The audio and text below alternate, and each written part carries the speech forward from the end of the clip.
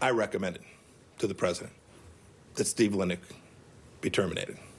I frankly should have done it some time ago. Let's be clear. There are claims that this was for retaliation, for some investigation that the Inspector General's office here was engaged in. It's patently false. I have no sense of what investigations were taking place inside the Inspector General's office. Couldn't possibly have retaliated for all the things. I've seen the various stories that like someone was walking my dog to sell arms to my dry cleaner. I mean, it's all just crazy. It's all crazy stuff. Yeah, just all crazy stuff. Secretary of State Mike Pompeo thinks that he's in the clear now that he's gotten the State Department Inspector General watchdog Steve Linick fired.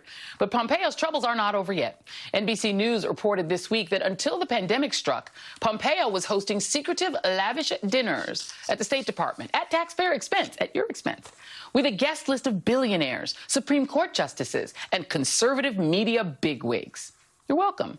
Quote, the gatherings were known as Madison dinners, elaborate, unpublicized affairs that Pompeo and his wife, Susan Pompeo, began in 2018 and held regularly in the historic diplomatic reception rooms on the government's dime, and complete with extensive contact information that gets sent back to Susan Pompeo's personal email address.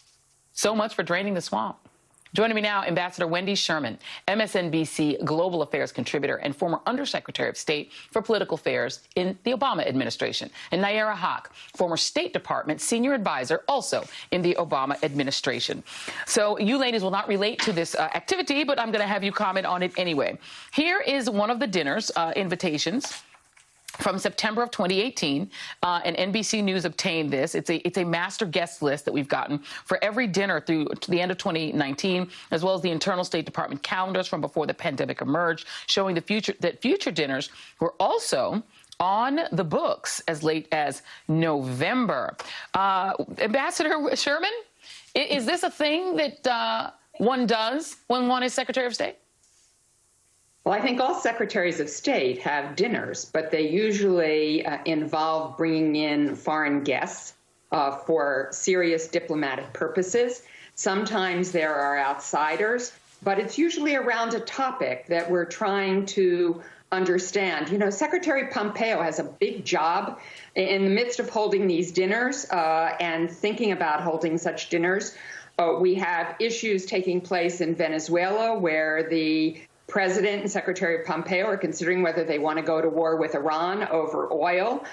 We have the recent WHO meeting that took place last week, where, in fact, other countries came forward to try to solve this global pandemic crisis, and the United States was nowhere to be found. So instead, we have Mike Pompeo and Susan Pompeo making multiple trips to Kansas as he considered whether he wanted to run for the Senate, and holding these dinners really as a prelude to building up lists for a possible presidential campaign in 2024. This is not what we need our Secretary of State to be doing. We need him to be addressing the very serious issues in front of us here and in the world. Well, this is indeed the spoil system, apparently, at work. NBC News has a report on whether Mr. Linick, Steve Linick, whether or not he was also investigating these Madison dinners. Here it is. It is unclear, per the NBC report, whether the Inspector General was also investigating the Madison dinners, but two administration officials told NBC News that Linick made some type of inquiry to the protocol office last week before he was fired. One of the officials said Pompeo's office was then notified. And this is the State Department's statement to NBC News. I should read that. State Department spokeswoman Morgan Ortagus said the dinners are a world-class opportunity to discuss the mission of the State Department and the complex foreign policy matters facing our exceptional nation. The Secretary looks forward to continuing these Madison dinners. They're an important component of the execution of his duties as Secretary of State. That is their statement. Your thoughts, Nayyera?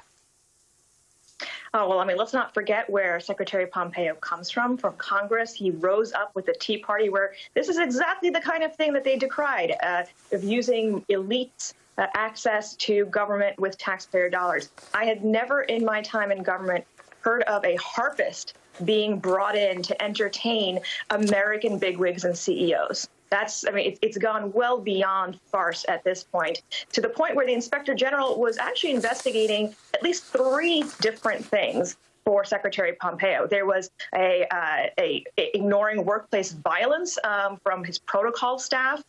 There's his own personal errands being run on taxpayer dime, and also by Congress directive itself, an investigation into whether or not the Saudi arms sales were completely out of order and out of line with U.S. foreign policy. So he's already underwater prior to hosting these dinners that, frankly, have nothing to do with economic diplomacy, which would be bringing CEOs overseas to try to help and boost and open markets for American companies, or even public diplomacy, which would be inviting ambassadors, right, to build those networks and connections. This is entirely self-serving. And as you said, it's just an extension of the grift that we see coming from the White House. It goes straight through the State Department as well.